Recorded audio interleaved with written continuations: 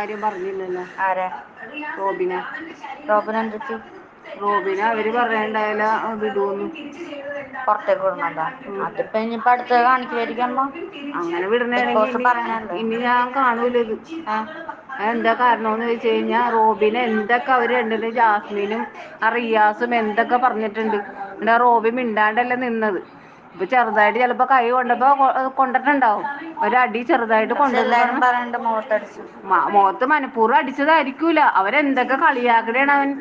റിയാസ് എത്ര ആശയമായി കളിയാക്കണത്. ഏത് മനുഷ്യൻ കളിയാക്കുമ്പോഴും സ്വാഭാവികമായിട്ടും ചിലപ്പോ ഒന്ന് തോണ്ടീന്നൊക്കെ വരും. അതിനൊരു അടിയാന്നൊന്നും പറയാൻ പറ്റൂന്നില്ല. ഇനി മേലാല് ഞാനീ പരിപാടി കാണൂല. അങ്ങ് അവനെ പറഞ്ഞു വിട്ട. എനിക്കിഷ്ടമല്ല. അവൻ എന്തോരം ക്ഷമിക്കണ്ട്. അപ്പൊ ഇനി കാണാൻ പറ്റുമോ അത്? അപ്പൊ റോബിന്റെ ഫാനാണ്.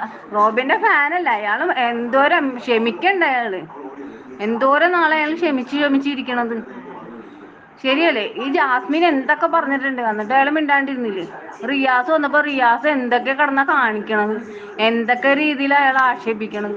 ഇവർ രണ്ടുപേരും ആക്ഷേപിച്ചിട്ട് അയാൾ മിണ്ടാണ്ടിരുന്നിട്ടുണ്ട്.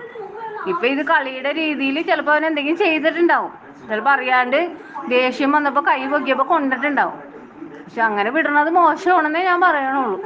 അതിപ്പോ പരസ്യത്തിൽ കാണിച്ചല്ലേ. അതുപോലെ തന്നെ നടക്കണമെന്നൊന്നുമില്ല. അല്ല, നടക്കാൻ പാടില്ല അത്. അതെനിക്ക് ഇഷ്ടമല്ല. ഞാൻ അതിന് പ്രതികരിക്കും.